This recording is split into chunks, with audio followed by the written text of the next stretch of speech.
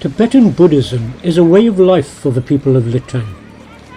It can be a mistake to think of it as a religion. It is a code for living and a guide to finding the Buddha inside of us all.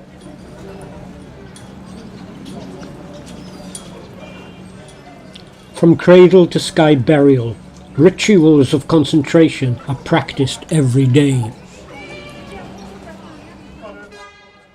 Here, in what is sold to the few tourists as the White Tower Park, there are a choice of prayer wheels, aids to focusing on the silent chant Om Mani Padme Hum, as they walk in the always clockwise circuit, the Kora. It helps to clear the head of the clutter that life brings, and helps one to know what is important and what just gets in the way of a better existence.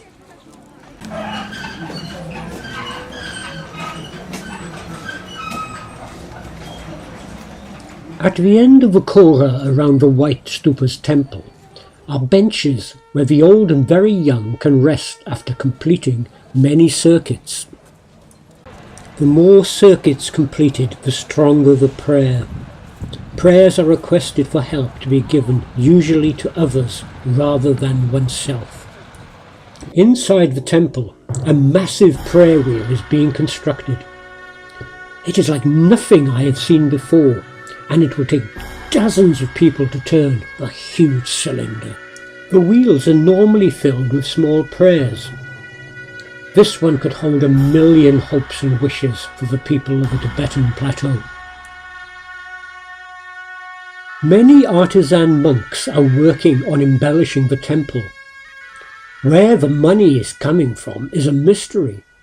Perhaps it is raised by the Dalai Lama, or perhaps the Chinese government see it as an investment in the growing Tibetan tourism industry. However, there is no doubt that this huge wheel will be a wonder to all who see it, and an inspiration to a whole generation of young Tibetans.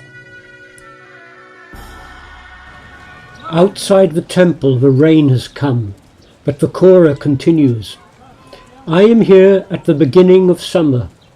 At 4,014 meters above sea level, the winters can be extreme. Litang is higher than Lhasa, and Tibetan culture less diluted by Han Chinese influences. Stupas are everywhere around the town, especially on the road to the Chanching Chunke monastery. Cleverly, old pool tables have been converted to Om Mani prayer tablets. The profane has become sacred. The monastery, founded by the third Dalai Lama in 1580, is one of the largest Gelugpa monasteries in China. The monastery is having a makeover too, and will one day be a huge benefit to tourism in Litang. Already the town is seeing an increase in travellers who are ticking off Tibetan sacred sites. Not just rich young Chinese tourists, but Western backpackers searching for glimpses into Tibet's great heritage. Inside the temple, the lamas are just finishing a puja.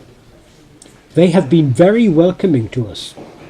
I was honoured to be given a taste of holy water sent to them and blessed by the current 14th Dalai Lama.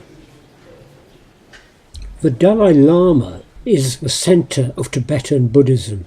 He is, after all, the current incarnation of Lord Buddha himself.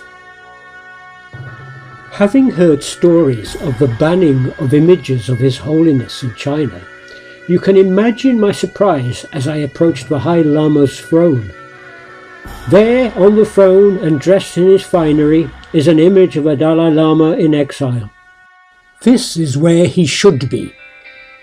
After all, Litang is the birthplace of the 5th and 7th Dalai Lama. In the shrine at Renkang House, more photos of His Holiness can be seen. Has he become one of the faces of New China?